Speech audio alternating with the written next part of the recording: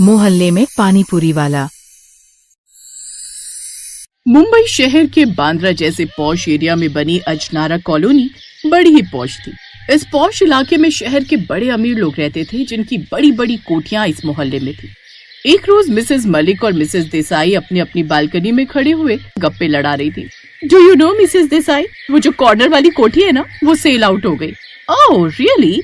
मेरे हस्बैंड तो कब से उसको खरीदने की फिराक में थे, लेकिन उसके ओनर ने उसकी वैल्यू कुछ ज्यादा ही लगाई थी, जो कि आउट ऑफ बजट था, तो इन्होंने प्लान कैंसिल कर दिया। ओह वैसे हम भी सोच रहे थे परचेज करने की, हमें बजट का भी कोई इशू नहीं था, लेकिन वो क्या है ना, इन्होंने एक नया बिजनेस स्टार्ट करने का प्लान किया है, तो सारी इन्वेस्टमेंट उसमें डाल दिए। डोंट नो अब किसने खरीदा इसे। वो दोनों ये बातें कर ही रहे थे कि तभी उस कोठी के एक छोटे गेट से आशुतोष नाम का एक आदमी साधारण से कपड़े पहनकर गोलगप्पे का ठेला लेकर बाहर आता है। अरे संभावना कहाँ रह गई भाई, तुम जानती हो ना मुझे काम पर देर से पहुँचना पसंद नहीं। आशुतोष के ये कहते ही अंदर से उसकी पत्नी संभावना जल्दी से बाहर आती है। आ गई जी, 2 मिनट का भी सब्र नहीं है आपको। अच्छा चलो अब चलते हैं, आज पहला दिन है इस मोहल्ले में, तो देर नहीं होनी चाहिए। वो दोनों ठेला लेकर चल पड़ते हैं। उन्हें देख मिसेस मलिक और मिसेस देसाई का तो जैसे मुंह बन जाता है। ओह गॉड, अब कैसे कैसे लोग यहाँ पर आकर रहने लगे। अब हमें क्या इन ठेले वालों के बीच रहना पड़ेगा। लगता है जिसने कोठी खरीदी है उसका मालिक ने इसे किराए पर डाल दिया। वो दोनों बात कर ही रही थी कि आशुतोष चिल्लाने लगता है, गोलगप्पे ले लो गोलगप्पे, कुरकुरे बढ़िया गोलगप्पे, आइए आइए। अब पूरी सोसाइटी में ये बात आग की तरह फैल जाती है कि उस कॉर्नर वाली कोठी में कोई गोलगप्पे के ठेले वाले पति पत्नी रहने आए हैं। अपने इस एरिया का भी कोई स्टैंडर्ड नहीं रहेगा अगर ऐसे ऐसे लोग हमारे बीच रहेंगे। कैसे कैसे लोग किराए पर आने लगे हैं। लेकिन आप जानते हो ना यहाँ का रेंट कितना महंगा, और इन ठेले वालों की बस की बात नहीं इतना किराया भर पाना। हाँ ये बात भी सही है, तो कहीं ऐसा ना हो कि इन्होंने मिस्टर और मिसेस अय्यर दोनों बूढ़े बुढ़िया का खून कर दिया हो। तभी मिसेस देसाई भी वहाँ आ जाती हैं। बिल्कुल ठीक, मुझे भी वही डाउट हो रहा है। जरूर कुछ तो बात है जो ये बात हमसे छुपा रहे हैं। इसका पता लगाने के लिए मेरे पास एक आइडिया है। और वो क्या मिसेस देसाई? हमें किसी भी तरह उस गोलगप्पे वाले की गवार पत्नी को अपनी किटी पार्टी में शामिल करना होगा, ताकि हमें ये पता चल जाए कि इन दोनों ने उसकी ये कोठी कैसे हथिया ली। बिल्कुल ठीक कहा। साथ ही हम उस गवार को इतना जलील करेंगे कि तंग होकर एक दिन वो खुद ये एरिया छोड़कर भाग जाएंगे। अब किटी पार्टी की 10-12 औरतें मिलकर उनके ठेले पर जाती हैं। अरे वाह, आज तो कितनी सारी भौजाई आई हैं हमारे ठेले के गोलगप्पे खाने। नहीं, वो हम ये सब नहीं खाते। वो क्या है ना, हम लोग डाइटिंग कर रहे हैं। हम तो ये आपकी वाइफ से मिलने आए थे। मुझसे? लेकिन क्यों? वो इसलिए क्योंकि अब तुम भी सोसाइटी में रहती हो तो यहीं का हिस्सा हो, इसलिए हम चाहती हैं कि तुम भी हमारी किटी पार्टी ज्वाइन कर लो। इसी बहाने तुम्हारी जान पहचान भी बढ़ जाएगी यहाँ के लोगों से। मैं और किटी पार्टी। अरे अब ये सब भौजाई इतने प्यार से बोलने आई है तो कर लो ना ज्वाइन। अब अपनी बातों से वो सब संभावना को किटी पार्टी में शामिल होने के लिए मना लेती। संभावना उनकी बात मान लेती है। फिर अगले हफ्ते मिसेस खन्ना के घर पर किटी पार्टी होती है, जहाँ संभावना सादी सी साड़ी पहन कर आती है। Oh welcome to my home Mrs what's your name? Mrs Rawal. My name is Sambhavna Rawal and thank you so much. उसकी इंग्लिश सुनकर सभी औरतें एक दूसरे का मुंह देखने लगती हैं। ये तो इंग्लिश भी जानती है, देखने से तो गाँव की गवार लगती है। कौन सी बड़ी बात है, पॉश एरिया में ठेला लगाते हैं, कई तरह के ग्राहक आते हैं, फॉरेनर्स भी आते होंगे, इसलिए उनको अट्रैक्ट करने के लिए 2-4 इंग्लिश वर्ड सीख लिए होंगे। लेकिन ये तुम कैसे कपड़े पहन कर आ गई हो संभावना? कम से कम पार्टी में तो कोई महंगी साड़ी पहन कर आती है। तुम्हें पता है ऐसी सिंपल साड़ी तो हमारे यहाँ की मेड भी नहीं पहनती, वो भी अच्छी साड़ी पहन कर आती है। Oh come on Mrs Khanna, at least ये तो देखो, आप जिससे बात कर रही हो उसका पति एक मामूली सा ठेला लगाता है। अब वो क्या घर चलाएगा और क्या ही इसे महंगी महंगी साड़ियाँ दिलाएगा। वो तो इसकी किस्मत अच्छी है जो यहाँ आकर रहने लगे, और हम अमीर लोगों के साथ इनका उठना बैठना हो गया। संभावना उनकी ये सब बातें लगातार सुने जा रही थी, लेकिन वो उनसे कुछ नहीं कहती। इसके बाद वो सभी पार्टी एंजॉय करती हैं। जहाँ सभी अमीर औरतें आपस में लगी हुई थी, वहीं संभावना एक कोने में बैठी हुई थी। कुछ देर बाद खाना सर्व किया जाता है। अरे ये क्या कर रहे हो तुम? उन मैडम को ये स्पून और फोक क्यों दे रहे हो? तुम्हें इनकी शक्ल देखकर लगता है कि इन्होंने ये सब कभी पकड़ा भी होगा। तुमने देखा ना इतनी महंगी क्रॉकरी देखकर ही कैसे इसकी आंखें फटी की फटी रह गई। संभावना को ये सब बातें चुप तो रही थी, लेकिन वो उस वक्त सब कुछ चुपचाप सह लेती है। दरअसल वो लोग गोलगप्पे का ठेला लगाते थे, इसलिए मोहल्ले में कोई भी उनसे ठीक से बात नहीं करता था। एक शाम, गोलगप्पे ले लो गोलगप्पे। तभी पीछे से एक आदमी गाड़ी का हॉर्न बजाते हुए कहता है, अरे ओ, अपने इस कबाड़ ठेले को हटा जल्दी से यहाँ से। न जाने कैसे कैसे भिखारी लोग आकर बस गए यहाँ पर। आशुतोष अपना ठेला एक तरफ कर लेता है। कुछ दिन बीत जाते हैं। एक रोज, संभावना, अगले हफ्ते की किटी पार्टी तुम्हारे घर पर होगी, तुम इसके लिए तैयार हो ना? I mean, अफोर्ड तो कर लोगी ना? देखो, अगर नहीं कर पाओगी तो अभी से बता दो, क्योंकि इन सब में काफी खर्चा आता है, जैसे सबके लिए स्नैक्स, सॉफ्ट ड्रिंक्स, खाना, डेजर्ट्स बनाना। नहीं मिसेस मलिक, आप फिक्र मत कीजिए, सारे अरेंजमेंट्स हो जाएंगे। घर आकर वो ये सब बात अपने पति को बताती है। किट्टी पार्टी अपने यहाँ? तुम देखना, मैं सबको अपने हाथों के गोलगप्पे और चाट बनाकर खिलाऊंगा। देखना सब उसकी कितनी तारीफ करेंगे। लेकिन क्या वो खाएंगी जी? मतलब आज तक वो अपने ठेले पर आए नहीं गोलगप्पे खाने। अब तुम बस देखती जाओ। फिर किटी वाले दिन सभी औरतें पार्टी में जाने के लिए तैयार होती हैं। ना जाने वो गरीब क्या ही खिलाएगी, जब से आए तब से उनसे अपने घर का पेंट तक तो हुआ नहीं। हाँ, तुमने देखा नहीं कैसे उनके घर की पपड़ियां तक निकल रही हैं? जब बाहर से ये हाल है तो अंदर से ना जाने क्या होगा।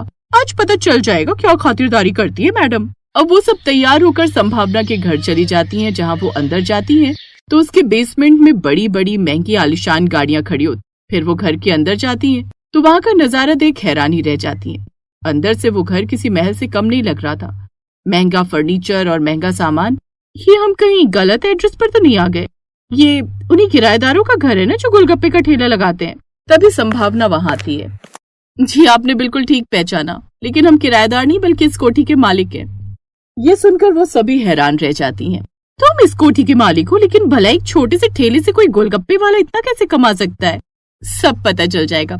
रामू काका, सबके लिए जूस, शेक, सॉफ्ट ड्रिंक और स्नैक्स ले आओ। जिसके बाद उनके सामने ढेर सारे स्नैक्स परोसे जाते हैं, और वो भी विदेश की क्रॉकरी सेट में। वाह, ये वाला क्रॉकरी सेट तो मैंने जापान में देखा था। आपने बिल्कुल ठीक पहचाना, इसे हमारे जापान के बिजनेस पार्टनर ने हमें गिफ्ट किया था। Business partner? तभी आशुतोष वहाँ सबके लिए गोलगप्पे और चाट लेकर आता है जो उसने अपने हाथों से बनाई थी। अब वो सभी उन गोलगप्पों और चाट को टेस्ट करती हैं तो हैरान रह जाती हैं।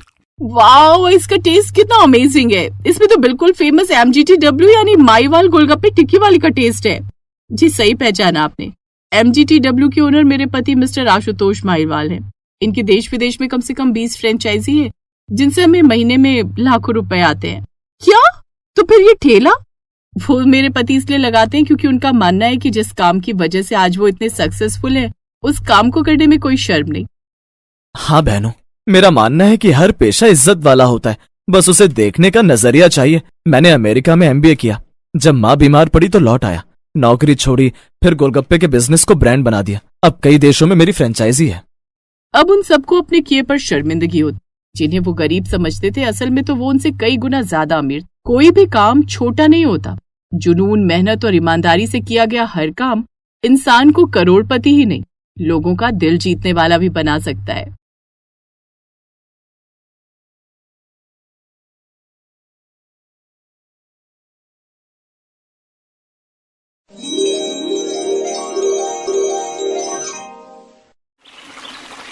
रोशनी के हाथ के गोलगप्पे बहुत टेस्टी होते थे। इसका कारण था गोलगप्पे का पानी, जो रोशनी बहुत ही स्वादिष्ट, तीखा और चटपटा बनाती थी। रोशनी के हाथों के गोलगप्पे उसके दोस्त और रिश्तेदारों में बहुत मशहूर थे। रोशनी की शादी के लिए उसके माता पिता लड़का देख रहे थे, पर वो बहुत गरीब थे। इस वजह से रोशनी की शादी अभी तक नहीं हुई थी। जहाँ भी रोशनी की शादी की बात चलती, लड़के वाले गरीब घर देखकर शादी के लिए मना कर देते। रोशनी, एक काम करो, तुम आज चटपटा तीखा गोलगप्पे का पानी बना लेना। लड़के वाले जो देखने आ रहे हैं उन्हें मैंने बताया कि तुम बहुत बढ़िया टेस्टी गोलगप्पे बनाती हो, और खासकर गोलगप्पे का पानी। बुआ जी, क्या फायदा होगा? पिछले 6 महीने से मैंने जो भी लड़के वाले मुझे देखने आए उनके लिए गोलगप्पे का पानी तैयार किया। बढ़िया से गोलगप्पे खिलाए, पर क्या हुआ? लड़के वालों ने दबाकर गोलगप्पे खाए, डकार लिए और गरीब कहकर निकल गए। मैं थक गई हूँ बुआ जी, मुझे कोई लड़का वड़का नहीं देखना। देख रही हो भाभी, भैया बाजार से नाश्ते का सामान ले आए हैं और ये यहाँ नाटक कर रही है। एक तो इसके लिए लड़का ढूंढो, ऊपर से इसके नखरे खत्म नहीं होते। इतने अच्छे घर का लड़का है जो आज आ रहा है, खूब पैसे वाले हैं लड़के वाले। रोशनी, बुआ की बात मान ले, जा रसोई में गोलगप्पे बना ले। रोशनी रसोई में गई तो उसकी माँ भी पीछे पीछे चली गई।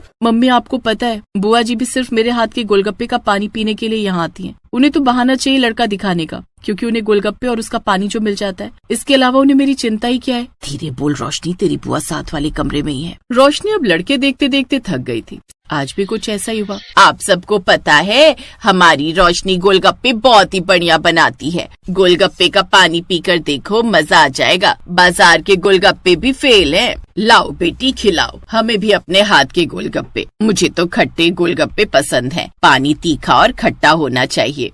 लड़का देखने में बिल्कुल भी सुंदर नहीं था। रोशनी के साथ तो दूर दूर तक उसका कोई जोड़ नहीं था। फिर भी बुआ लड़के की तारीफों के पुल बांधे जा रही थी। अच्छा, तो आपका बेटा जिस कंपनी में नौकरी करता है, इसका 15 लाख का पैकेज है। बहुत बढ़िया बेटा। तुम्हें रोशनी से अकेले में बात करनी है तो कर सकते हो। गोलगप्पे वहीं खा लेना। अब क्या ही बात करनी होगी बहन जी, जो भी बात करनी है अब घर जाकर ही करेंगे। मैं आपको फोन पर बता दूंगी जो भी फैसला होगा। रोशनी बेटा, गोलगप्पे का थोड़ा पानी मिलेगा? वो सुरेश की बहन है ना, उसे गोलगप्पे बहुत पसंद है। हाँ हाँ, क्यों नहीं बहन जी। रोशनी बिटिया जा, थोड़े गोलगप्पे और उसका पानी बांध दे। रोशनी ने लड़के वालों को गोलगप्पे और उसका पानी पैक करके दे दिया। उनके जाने के बाद बुआ तो 7वें आसमान पर चढ़ गई।